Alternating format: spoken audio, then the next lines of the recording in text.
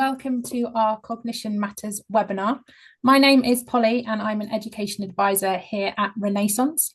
I'm a former teacher, so I was in the primary sector for 12 years where I was a Senko and assistant head teacher for inclusion.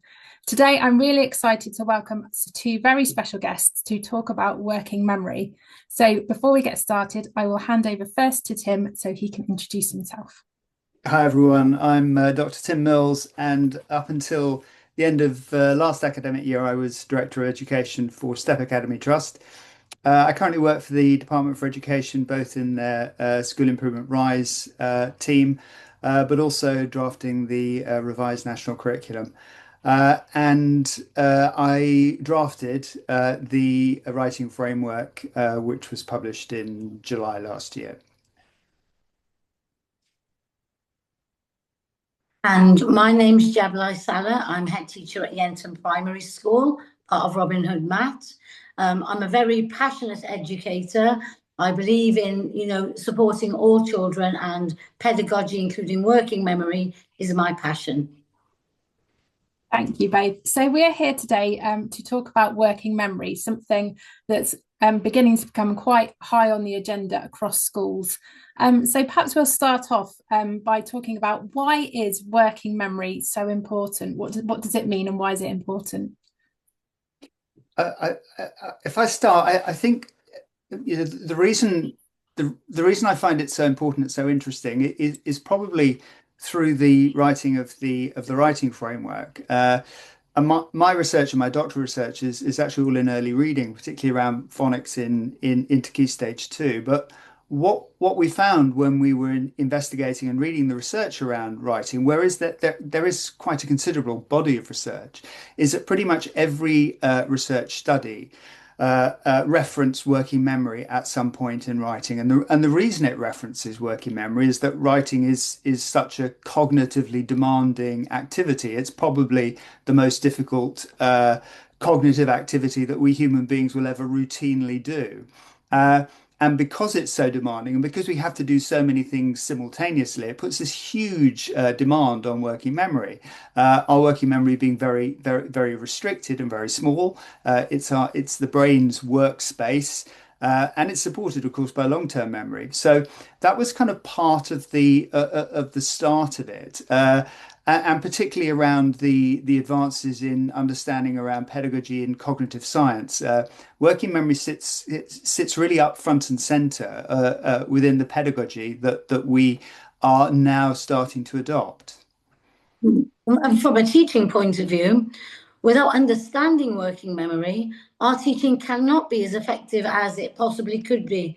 Then we have the whole world of, has this child got special needs? Is there a reason why, perhaps they're not performing in lessons or able to retrieve? Or is there something perhaps with regards to working memory that we could help? That confusion without clarification can be a real challenge, I think, for practitioners, and can lead actually to, I suppose, lethal mutations in our practice. So understanding working memory and understanding, like Tim says, the writing framework is based on that. Reading that and understanding it definitely helps us improve what we give for our children as an offer. Yeah, absolutely. And I think when I go back to my teaching, so I left the classroom 3 years ago, which isn't very long ago, and working memory, I think, was just sort of coming to the forefront.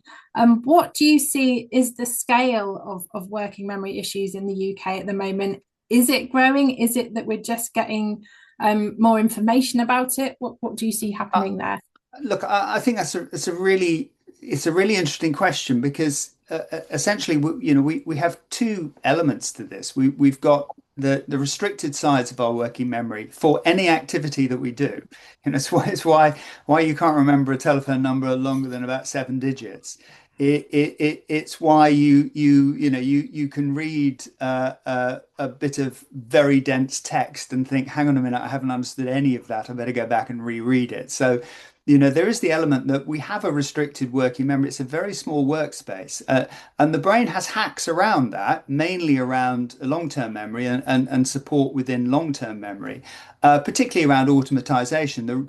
If you're an early reader, your working memory is going to be taken up with trying to decode the letters and synthesize them together to form words. Now, if once you've automatized that, which is, the majority of adults have, you don't think about the reading process. You can concentrate and put all your cognitive attention into the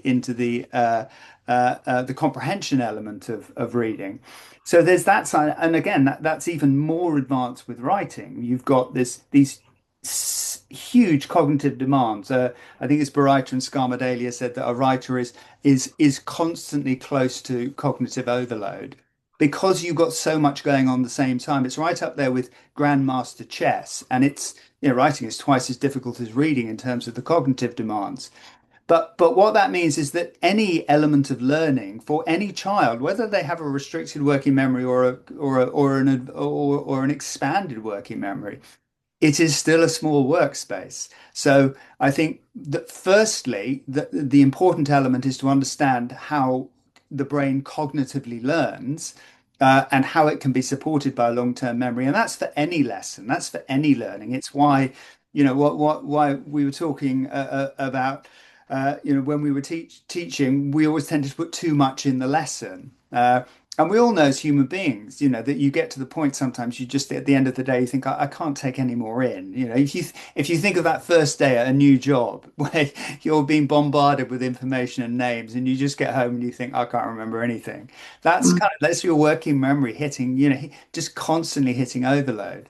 So there's that element of it, which really relates to pedagogy and has been far more integrated within the early career framework and the MPQs, and our understanding of it has vastly improved teaching.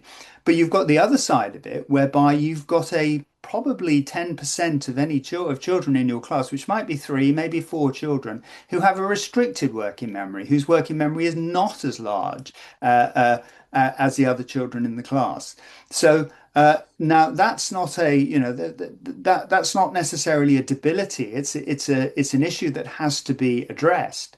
But we can only address that issue if we know about it. So, potentially it's an extreme, I wouldn't call it a problem. I think what we need to do is understand the number of children and the number of children within our classes who have a restricted working memory. And if we know who they are and we know what they are, and the earlier we screen it, the more likely we are to be able to do something about it. And we'll come on to that later in the talk about what we can do about it. But it's really important that we know. That's why I would push for a kind of national screening of working memory as soon as we possibly can, because also it masks other SEND needs. It also exacerbates other SEND needs, which I know Jablai has significant evidence of in her school.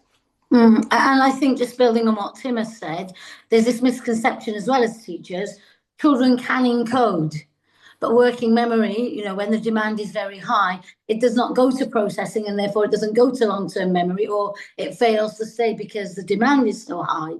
But we need to be aware of that. And going back to your question about the issue in the UK schools, well, like Tim said, we need to be screening. And if we're not screening, we're missing that.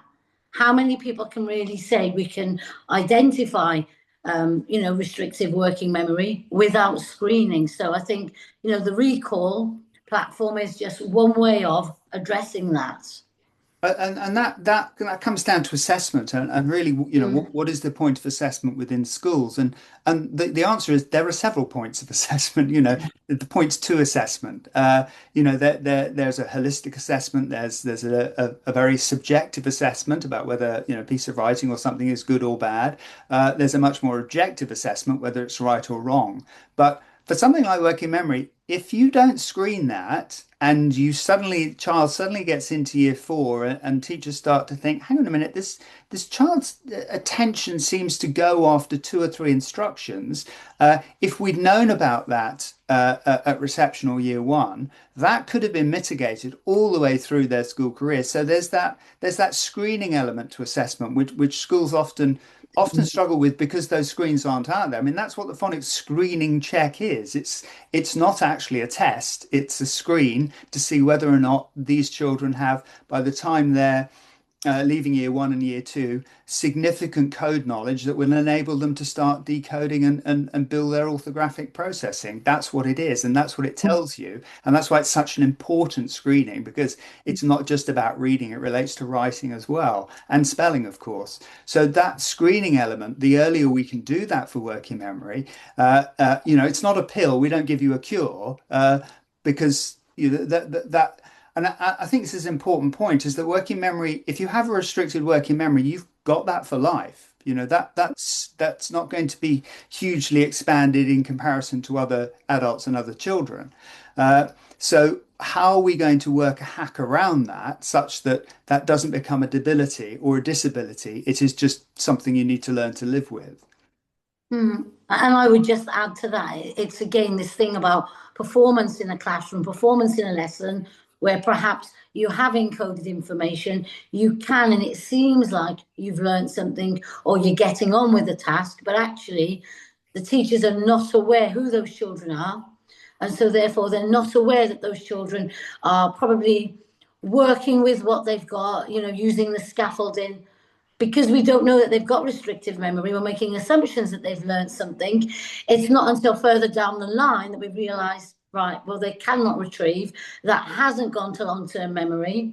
And so this is where being aware and you having screening, kind of, what that child's needs are. You may pass a phonics screening test. It doesn't make you a fluent reader. And it's about us knowing who we're going to support with this long-term plan, this long-term vision beyond the lesson, and those children that we know actually they don't need this. It's that thing about this child needs a lot of scaffolding or adaptive teaching. This child may need some, but I think Tim said earlier, everybody has a varied working memory. Who are the ones that have the restrictive, and therefore we need long-term plans if we are to get them to their end goals, not just within a lesson. Absolutely right, Jablai, and it's part of it is about building the child and the young adult's ability to cope with that, because if it's not going to get any bigger, and let's remember, we've all got a fairly small working memory. We all know that's why we kind of get brain aches sometimes and just go, enough already, my brain is full. And it's why things like writing are so difficult. Whether you're an emergent writer or trying to write the great European novel, you will be very close to working memory overload at all times.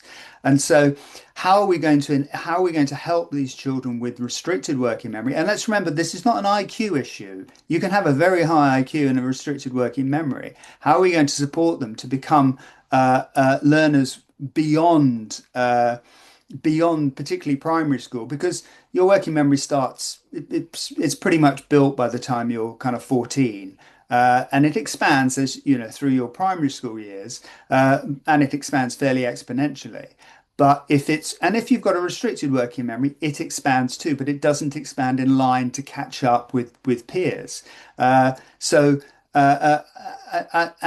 part of why it's important is misdiagnosis of elements like ADHD. Restricted working memory can manifest itself and present as ADHD because a child's been given 5 instructions and after the second one they can't remember what it is they're meant to do, so they get a bit distracted. Now, that's not to say that's not to diminish potential ADHD diagnosis, but what if you've got both?